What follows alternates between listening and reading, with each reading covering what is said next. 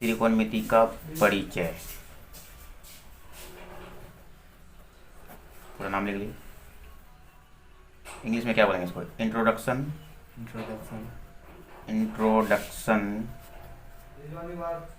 To trigonometry.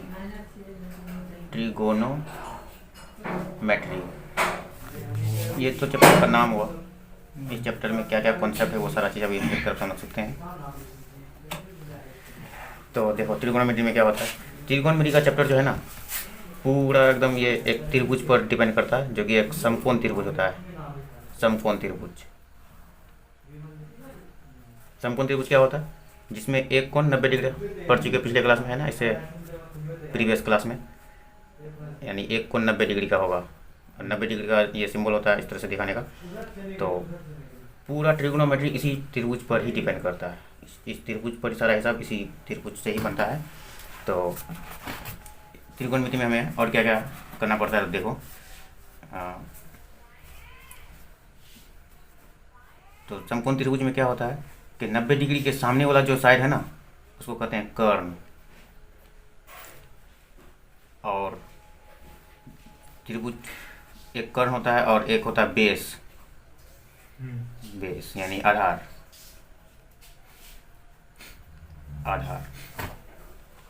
और एक होता है लंब।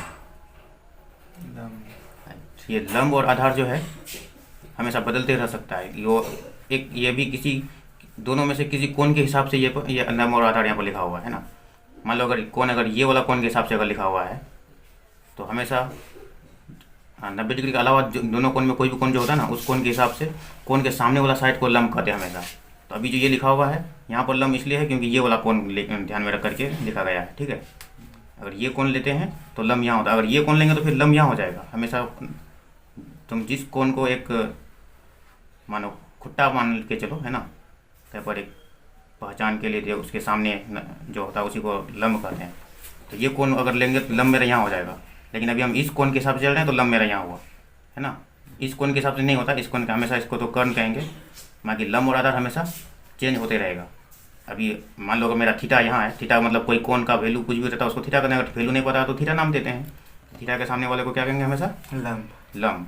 अगर थीटा यहाँ देंगे तो लंब कहाँ होगा? यहाँ पर हो जाएगा। अगर यहाँ पर अगर थीटा होगा तो, ठीक है, लंब। थीटा यहाँ है तो लंब यहाँ। और जब अगर थीटा यहाँ हो तो लंब यहाँ, तो आधार मेरा यहाँ हो जाएगा फिर, ठीक है। आधार और लंब हमेशा चेंज होते रहेगा। आधार हम शॉर्टकट में लिखें तो पहले ये सब पहले क्लियर करो, है ना। अभी हम पूछते हैं तुम लोग का सवाल। ये ट्रायंगल हुआ, ठीक, यहाँ 90 डिग्री का हुआ। अगर हम यहाँ कोई कोण लिए, थीटा लिए, अभी कोण पता नहीं है तो थीटा लिए, तो बताओ पी कहाँ पर होगा? मतलब ये लंब कौन सा होगा? अभी नीचे वाला यहाँ हो जाएगा लंब, ठीक है। लंब ही पहले खोजना है ना, आधार तो नहीं। ये कर्ण तो खोजा हुआ, 90 डिग्री के सामने वाला हमेशा इसको कर्ण कहेंगे, कर्ण। और थीटा के सामने जो होता है लंब होता है। और जो बच जाता है उसको हम लोग आधार खाली कहेंगे हमेशा। ये खाली सुना, वो आधार, वो जो बचा हुआ रहता है उसको कहेंगे आधार। पुराने लिखते हैं। अब ये तो क्लियर हो गया, लंब और आधार और कर्ण, ये क्लियर हो चुका। इसको इंग्लिश में नाम याद रख लो। कर्ण को कहते हैं हाइपोटेनस।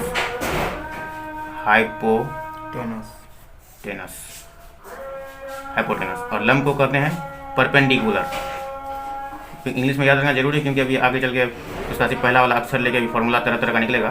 परपेंडिकुलर। लंब को कहते हैं परपेंडिकुलर और आधार को कहते हैं बेस, है ना। ये हो गया, ये तो क्लियर हो गया। अब इसमें एक फॉर्मूला होता है, एक बेसिक फार्मूला, जो कि इससे पहले वाले क्लास से हम लोग पढ़ते हुए आ रहे हैं। समकोण त्रिभुज का एक फार्मूला होता है कर्ण का स्क्वायर। कर्ण का स्क्वायर जो होगा वो, अगर कर्ण का स्क्वायर करेंगे तो वो इसके और इसके स्क्वायर के बराबर, जोड़ के बराबर होगा। उन दोनों के जोड़ के जो होगा, है ना, आधार का स्क्वायर प्लस लंब का स्क्वायर। ये किधर भी लिख सकते हैं, लंब को इधर, आधार को उधर, किधर भी लिखना है। ऐसे तो ज़्यादा तो याद करें, लंब का स्क्वायर जो आधार का स्क्वायर ऐसे भी लिख सकते हैं। तो ये असल मेन फॉर्मूला होगा। कर्ण का स्क्वायर बराबर, स्क्वायर नहीं होगा, स्क्वायर होगा, यहाँ पर स्क्वायर ही लिख रहे थे। कर्ण का स्क्वायर बराबर आधार का स्क्वायर बराबर प्लस लंब का स्क्वायर, ये हुआ फॉर्मूला। अब इसी से तुम 3 फॉर्मूला निकाल सकते हो। तुम आधार का वैल्यू निकाल सकते हो लंब का फॉर्मूला के रूप में। तो आधार का स्क्वायर हम इसी इधर ही लिखते हैं, आधार का स्क्वायर बराबर क्या हो जाएगा, तो कर्ण का स्क्वायर की तरफ वो आकर के माइनस हो जाएगा, माइनस कर्ण का स्क्वायर वो इस पर आकर के माइनस हो जाएगा, कर्ण का स्क्वायर यहाँ बीच में बराबर, ठीक है। ये एक फॉर्मूला तैयार होगा। तो यहाँ तुम आधार का स्क्वायर का वैल्यू ऐसे लिख, तो उसको तुम सीधा करके लिखोगे तो क्या होगा, आधार का स्क्वायर बराबर, इसको तुम इस पर लिख सकते हो, सीधा कर सकते हो ना, कर्ण का स्क्वायर माइनस लंब का स्क्वायर, ये क्लियर होगा।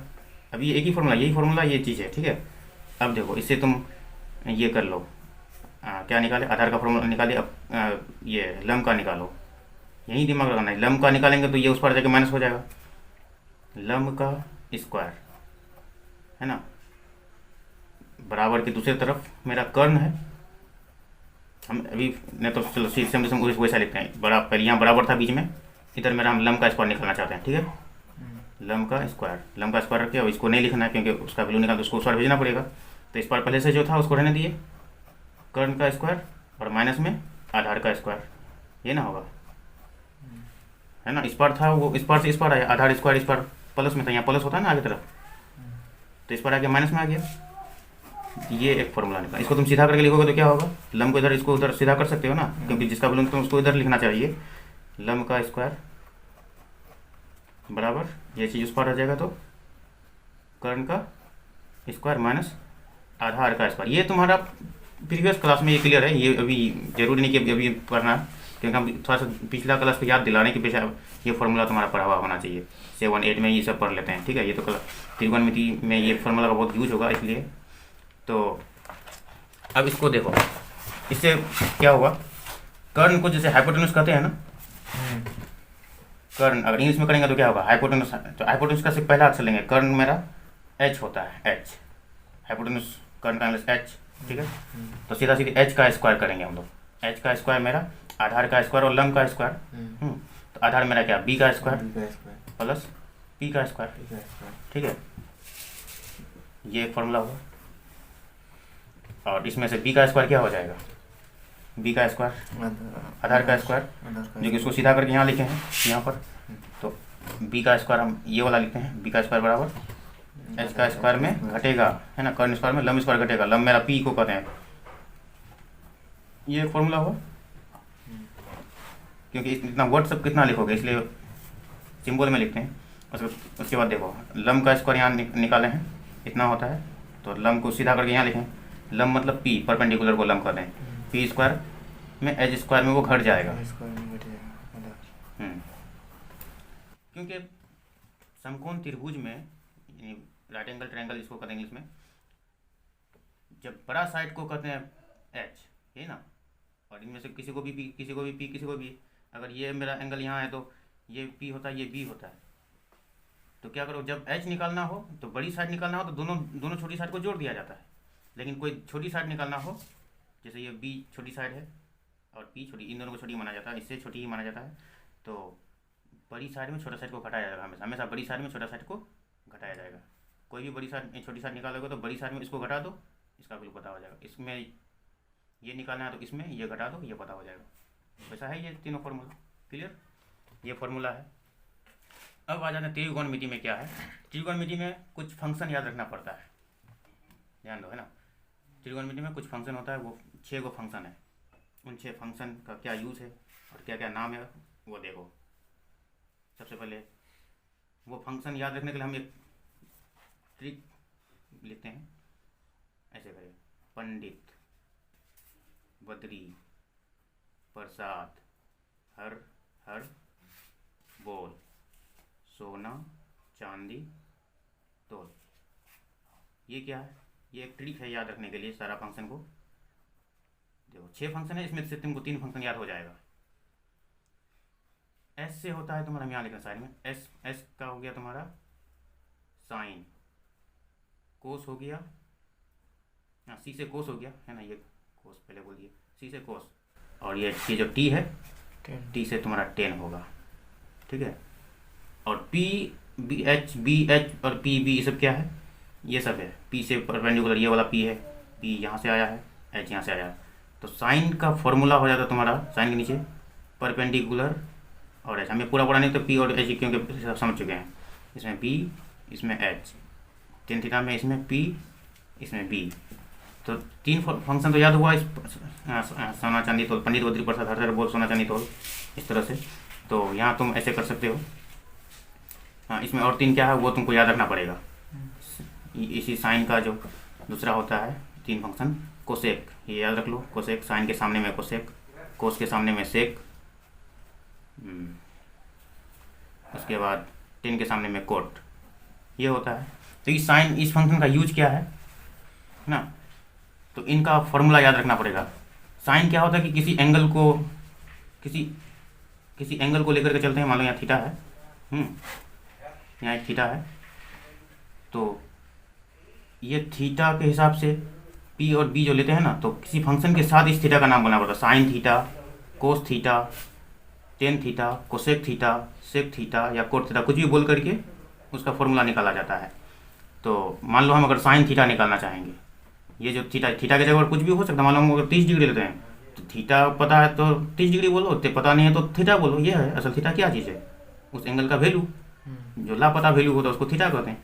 पता हो जाता तो 30 बोलते, थीटा बोलने का कोई जरूरत नहीं है ना। तो साइन थीटा कितना होगा, थीटा तो 30 डिग्री है, लेकिन साइन थीटा मेरा इसका रेशियो क्या होगा, इसका बटे में ये सब लिखना पड़ता है। इस फॉर्मूला के हिसाब से क्या आएगा, तो साइन थीटा, और इसी साइन थीटा निकालने, थीटा का कोई भी वैल्यू हो, 30, 35, 40, 45 कुछ भी हो, उस वैल्यू उसको हम लोग इनडायरेक्टली थीटा कहेंगे। तो साइन थीटा का जो ये वैल्यू आएगा वो यहाँ इसमें है, पंडित बद्री प्रसाद हर बोल, इसी से ये एक ट्रिक है। साइन थीटा का वैल्यू क्या होगा, पी बटे एच, इसके सामने वाला जो साइड है उतना बटे इतना, ये एक फॉर्मूला होगा, पी बटे एच, ये हुआ। अब कोस थीटा क्या होगा, सब यहीं से तुमको मिल जाएगा। कोस थीटा पी बटे एच ना, अगर ये इस थीटा का हम कोस फंक्शन इसमें लगाएंगे तो क्या होगा, बी बटे एच, ठीक। और टेन थीटा अगर निकालेंगे तो पी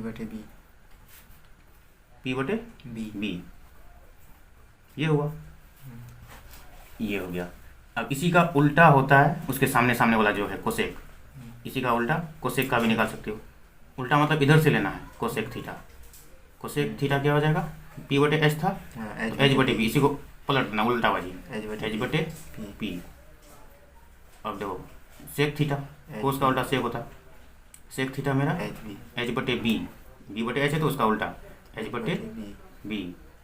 उसके बाद देखो कोट थीटा, बी बटे पी, कोट थीटा मेरा हो जाएगा बी बटे पी। तो ये असल इंडायरेक्टली तुम ये अगर ये तीन याद कर लेते हो, उसका उल्टा कर दो, ये तीनों याद कर लेना है। क्लियर। इन्हीं के मदद से हम लोग पूरा ट्रिग्नोमेट्री सॉल्व करेंगे, है ना। इन्हीं को ध्यान में रखना पड़ता है, इन्हीं फॉर्मूला। तो कुछ क्वेश्चन पूछते हैं इसमें से।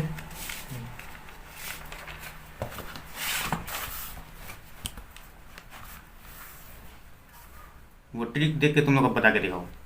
पंडित बद्री प्रसाद हर बोल सोना चांदी तोल। तो बताओ साइन का क्या होगा, साइन थीटा का क्या वैल्यू होगा, P by H. Cos theta का वैल्यू क्या होगा, B by H. Tan theta का वैल्यू क्या होगा, पी बाई बी। साइन का उल्टा क्या होगा, नाम क्या होगा फंक्शन का, कोसेक थीटा, है ना। कोसेक थीटा का क्या हो जाएगा, एच बाई पी, इसका उल्टा ना, एच बाई पी। और कोस थीटा का वैल्यू क्या होगा, कोस तो क्या सेक होगा, एच ई सी, सेक थीटा। सेक थीटा का वैल्यू क्या होगा, एच बटे बी। टेन का उल्टा क्या होता है, कोट। ये तीन याद रखना पड़ेगा, है ना। कोट थीटा, इसका क्या होगा, बी बटे एच, पी बाई बी का बी बाई पी। याद हो चुका। अब ट्रिग्नोमेट्री का और एक बेसिक एक नया चीज़ क्या है, अभी तो हम लोग मैथ बनाएंगे नहीं, अभी खाली बेसिक मजबूत कर रहे हैं। और क्या क्या याद रखना पड़ेगा चैप्टर शुरू करने से पहले। हाँ, इसमें थीटा का तो लापता वैल्यू है, कुछ भी वैल्यू हो सकता है। तो एक टेबल है ट्रिग्नोमेट्री में, उसमें कुछ कुछ वैल्यू का याद रखना पड़ेगा हमेशा, उस वैल्यू का मान। जैसे 0 डिग्री का वैल्यू याद रखना पड़ेगा। साइन अगर 0 डिग्री होगा तो कितना होगा, थीटा की जगह 0 होगा तो क्या होगा, है ना। वैसे 35, 40, 45 कुछ भी होगा, वो ये है, पता नहीं है वो क्या होगा, लेकिन कुछ कुछ वैल्यू का हमको याद रखना पड़ता है, ठीक है। 25 डिग्री, 35 डिग्री, ये सब का तो ये नहीं है, उतना यूज नहीं है, लेकिन कुछ कुछ मैथ में जो यूज है वो सब हमसे याद रखना पड़ेगा। जैसे 0 डिग्री, 30 डिग्री, ये सब याद रखना पड़ेगा। 45 डिग्री यानी 45 डिग्री, उसके बाद 60 डिग्री, और कितना होता है 60 और 90 डिग्री। हाँ, तो साइन 0 डिग्री का वैल्यू क्या होगा, साइन 30 डिग्री का वैल्यू क्या होगा, साइन पता। अब थीटा तुमको ला पता है तो खाली पी बाय एच करोगे, लेकिन कुछ कुछ वैल्यू डायरेक्ट रखना पड़ेगा ना। अगर तुमको एंगल डायरेक्ट पता है तो उसका वैल्यू डायरेक्ट याद रखना पड़ेगा। कभी ये यूज होगा, कभी उसका वैल्यू डायरेक्ट यूज करके हिसाब बनाना होगा, तो ये कुछ याद रखना पड़ेगा। तो हम यहाँ लेते हैं साइन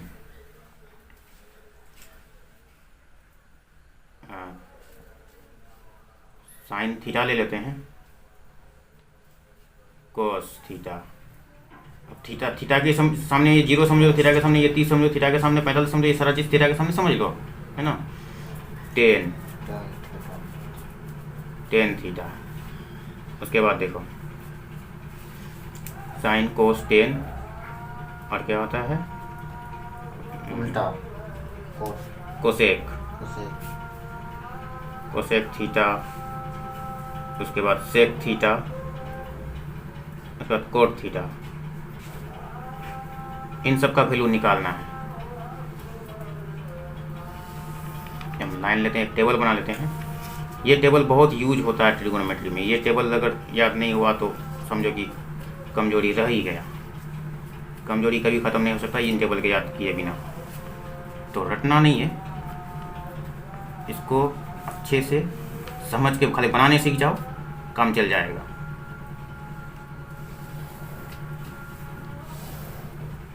आया समझ में तुमको?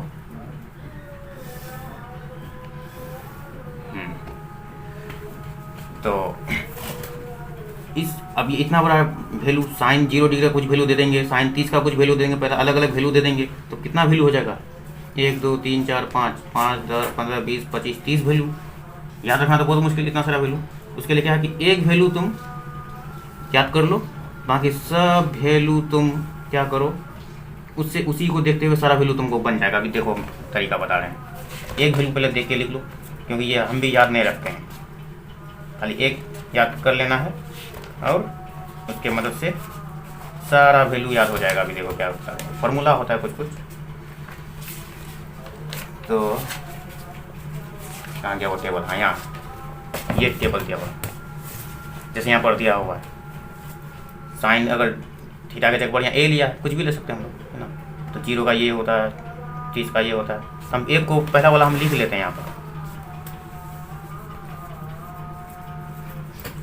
साइन 0 का वैल्यू 0 होता है, 30 का 1/2 होता है, 45 का 1/√2 होता है, 60 का √3/2 होता है, और 90 का, साइन थीटा की जगह अगर 90 होगा ना तो 1 वैल्यू होगा।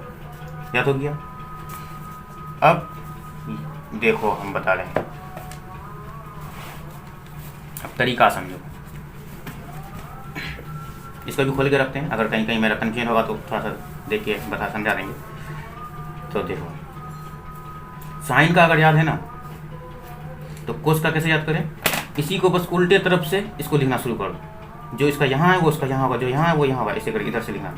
इधर का इधर से हम लोग चलेंगे और इधर से लिखते पढ़ते चले जाएंगे। बस ऐसे है साइन और कोस में। रिवर्स वे में लिखेंगे। 1 इसको यहाँ लिखेंगे, √3 यहाँ लिखेंगे, √3/2, और ये 1/√2 बिल्कुल सामने आ जाता है। यही घर बचा, और ये 1/2 इधर, और वो 0 इधर हो गया।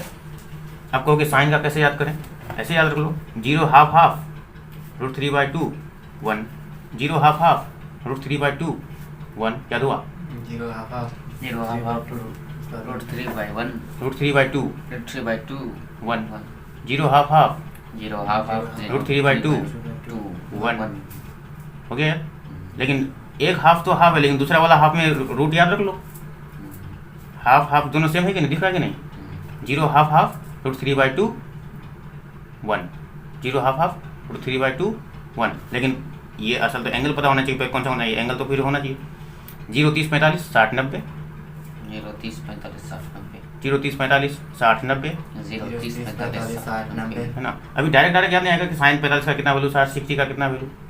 0 45 60 90, 0 हाफ हाफ √3/2 1, 0 हाफ हाफ √3/2 1 हो चुका यार। 0 45 नहीं, 0 30, 0 30, हाँ 0 30 45 60 शायद गलती बोले ना क्या हड़बड़ी में, 0 30 45 60 90, 0 30 45 60 90, ठीक है। ये याद रख लो, उस बार ये याद रख लो, बाकी उससे तुम बाकी सब तैयार कर लो, ठीक है। साइन का तैयार हुआ तो कोस का भी तैयार हो गया। अब टेन का कैसे तैयार करोगे? तो टेन के लिए क्या करना है, साइन और कोस को बटे करना, भाग दे देना है।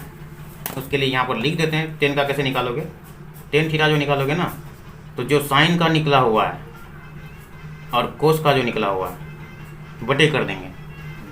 बटे में क्या होता है ये याद रखना, मान लो 5/4 है और 6/4 है ना, तो क्या ऐसा अगर डबल डबल बटे आएगा ना, क्यों कहेंगे हैं डबल डबल बटे, दोनों को बटे करो तो ये बटे होगा ना, तो क्या करना, उसका नीचे वाला काट देना है बिल्कुल।